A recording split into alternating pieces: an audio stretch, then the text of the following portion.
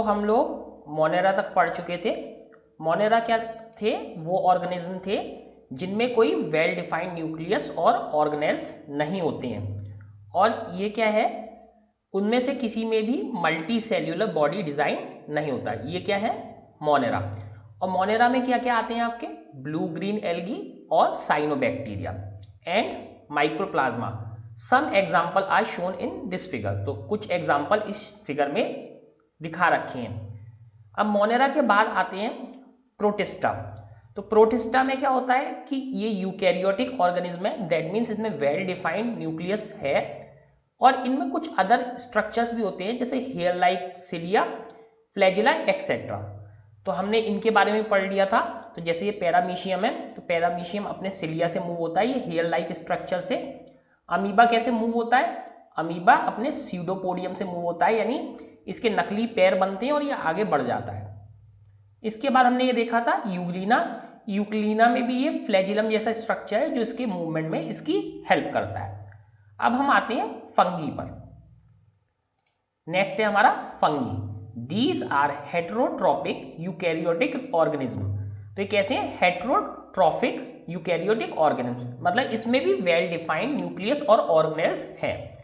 Some of them use decaying organic material as food and therefore called saprotrophs. तो ये क्या use करते हैं?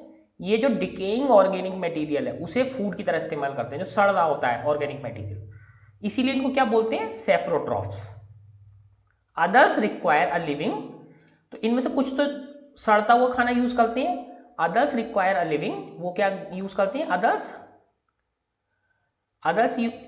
को क्या होता है कि protoplasm of a host organism to food. तो किसी होस्ट का जो क्या चाहिए होता है? प्रोटोप्लाज्म फूड के लिए। They are called parasites.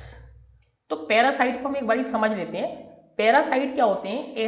ऐसे जो ऑर्गेनिज्म होते हैं जो दूसरे के ऊपर जिंदा रहते हैं, उन्हें क्या बोलते हैं हम? पैरासाइट। तो इन्हें क्या चाहिए? किसी होस्ट कौन होता है? जिसके शरीर में रहते हैं, जिसके शरीर पर ये रहते हैं, वो होस्ट होता है। तो उसका प्रोटोप्लाज्म इन्हें चाहिए, तो इन्हें क्या बोलते हैं? Parasites. Many of them have the capacity to become multi cellular organism at the certain stages in their life. इनमें से कुछ का क्या होता है? कुछ की कैपेसिटी होती है कि वो अपने लाइफ के किसी स्टेज पर कैसे बन जाए? Multi cellular organism. They have cell walls made of a tough complex sugar called chitin. तो ये जो इनमें क्या होता है कि एक टफ कॉम्प्लेक्स शुगर की एक लेयर होती है जिसे क्या बोलते हैं? शिटिन, और ये इनमें पाई जाती है। Examples are yeast, moulds, mushrooms etcetera. तो मशरूम का आपने देखा है, मशरूम कहाँ उगता है? डेड ऑर्गेनिक मटेरियल में। घास फूल पत्ती जहां पे डेड हो जाती है वहां मशरूम उगने लगता है। यीस्ट भी क्या होता है कि डेड ऑर्गेनिक मटेरियल, या जैसे वीट का जो है फ्लोर है उसे थोड़े दिन छोड़ दे तो उसमें क्या हो जाता है? ईस्ट। तो मोल्ड्स आपने देखे हैं। तो इस तरीके से ये या तो होस्ट का प्रोटोप्लाज्म इन्हें चाहिए या डेड ऑर्गेनिक मटेरियल इन्हें चाहिए। तो यहाँ पे हम 3 फिगर देख सकते हैं। पहला क्या है? यीस्ट, दूसरा क्या है? मोल्ड, और तीसरा क्या है? मशरूम। तो इनके नाम लिख रखे हैं सैक्रोमोनिसिस, पेनिसिलियम और एगरिकस। तो ये 3 है, इनके ये साइंटिफिक नेम है और ये इनके कॉमन नेम है। कॉमन नेम क्या है? यीस्ट, मोल्ड और मशरूम। तो मशरूम हम देख सकते हैं जो है ऐसे छाते की तरह होता है, सबने देख रखा है। यीस्ट का स्ट्रक्चर देखो आप, ये एकदम से थोड़ा सा अलग है लेकिन डंबल जैसा स्ट्रक्चर है।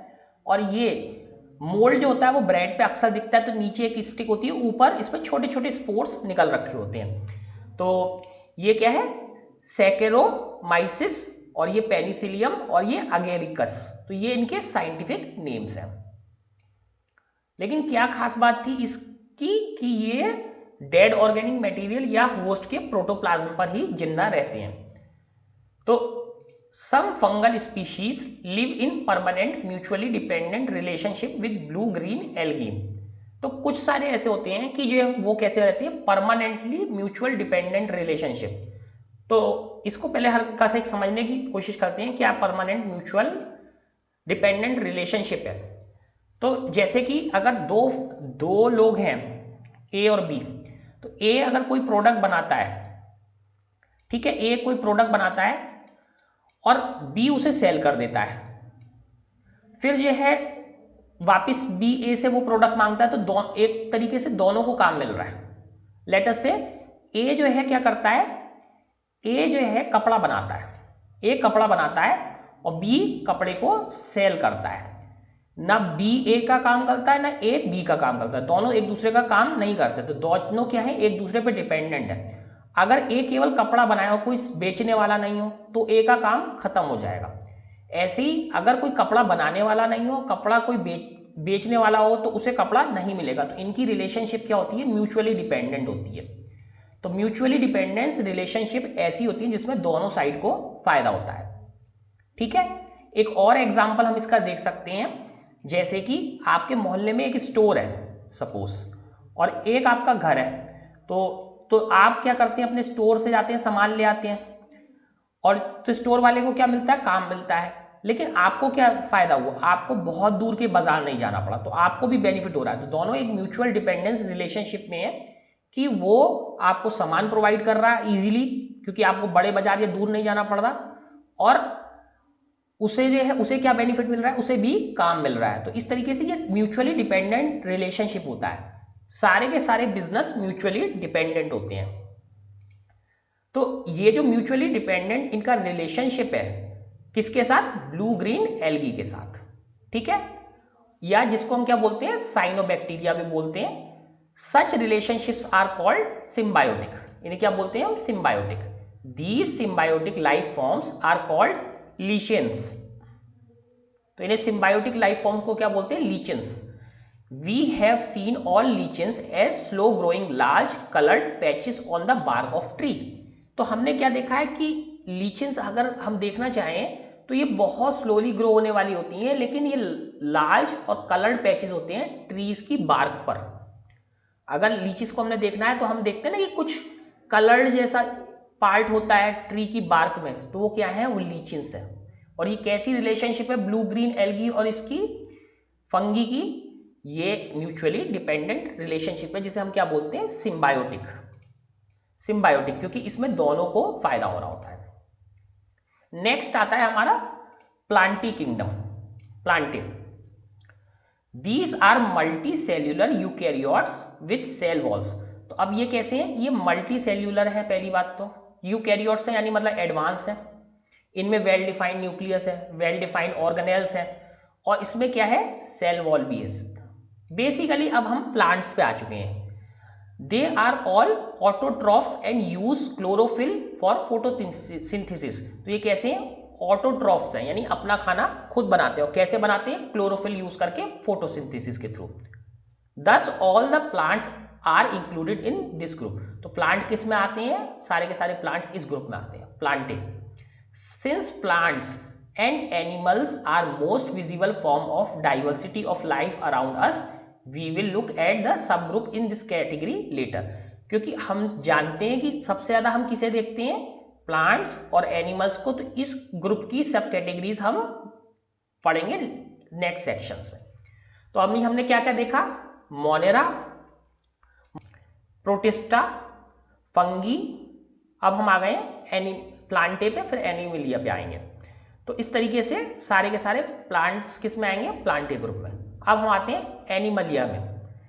These include all organism which are multicellular eukaryotes without cell walls. तो ये भी सेम, बहुत सेम सा स्ट्रक्चर है, बट इनमें क्या है, सेल वॉल्स नहीं है। ये भी यूकैरियोट्स है, मतलब दैट मीन्स डेवलप्ड स्ट्रक्चर जिनमें well defined nucleus, well defined organelles है, और इनमें क्या है कि ये कैसे स्ट्रक्चर है, multi cellular. They are heterotrophs, again we will look at their sub groups a little later in 7.5। तो ये कैसे हेट्रोट्रॉफ्स हैं, और हम इनके ये भी जो है सब ग्रुप को देखेंगे, क्योंकि ये भी कॉमन फॉर्म ऑफ लाइफ है अर्थ पर। सबसे कॉमन फॉर्म कौन से है, प्लांटिया और एनिमलिया। तो यहां देखिए आपको एक सिंगल उसमें डायग्राम में आपको सारा का सारा स्ट्रक्चर देखने को मिलता है।